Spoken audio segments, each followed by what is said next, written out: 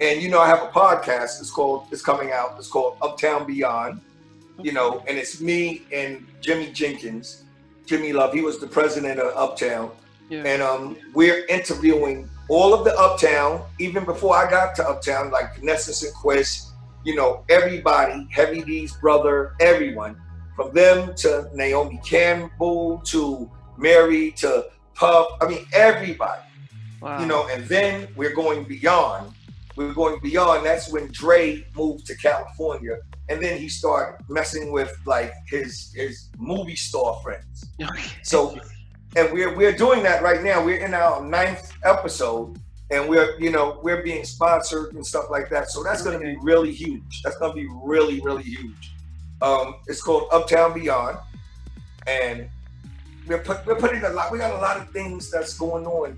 That the movie Uptown. It's coming out this year, next year.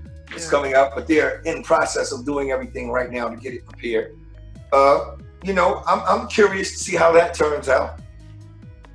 Yeah, what is amazing, just as we're wrapping up, is the fact that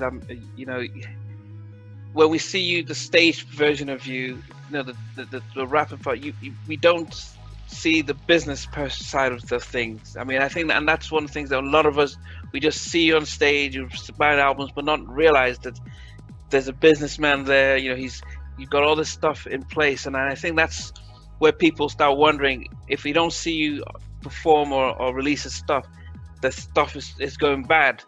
We're not realizing that you've got stuff in place. I remember seeing Master P talking about he things aren't even bigger than before.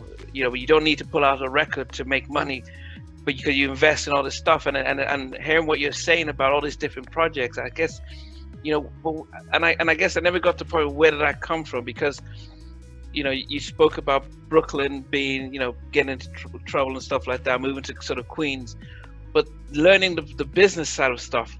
Uptown.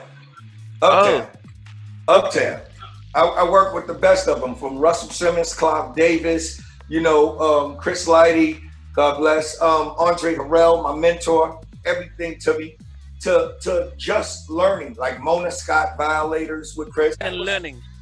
I was watching, even Teddy Riley, watching him in the studio, watching how they did it, because I knew I never was a yes man, and I never was a to do. I always wanted to do it myself as well, and learning it was my pleasure. It was like I love giving things life. Like, if you notice, everybody I put on my albums all made it. Yeah. Everyone. Mary J. Blige, still relevant to this day. Jodeci, KC just put out his record. Last week. Yeah. You got who else? Horace Brown. You got Dave. Huh? Yeah, Dave. Dave Hollister. Yeah. Dave Hollister. He sung on my album, Lisa Baby. Intro. I was the first one to put them on. Close to You. Yeah, that was good. That's a different. All different. Anthony Hamilton. The list goes on. Crystal Johnson. The list goes on. I always was like, yeah, let's give them a shot. Now, I'm not saying that they blew up because of me. Yeah. But hey, if you go back in time, Mary J was on Jeff Redd's record, and nothing happened with that. And then she jumps on Father MC record, and she's out of here. Okay. You know what I'm saying? Same thing with Jodeci. Out of here. So I don't know if I got the Midas touch or I'm just that dude. Yeah. But the thing that made me, besides Uptown and God, of course, is the fans, man. The fans. Because I tell people, and I say this, and I mean this so cold-hearted, without them really supporting, none of us would be nowhere. Yeah. It's not about the dough. It's about the learning, the experience, because it's more fun. The dough is dough. Let's not get it twisted. I love the gamble. Yeah. So the dough is right.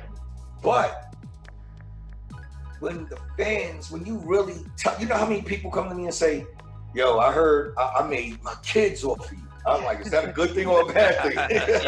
Yeah. Like, you know what I mean? And I think I done made some last week, so. Yeah.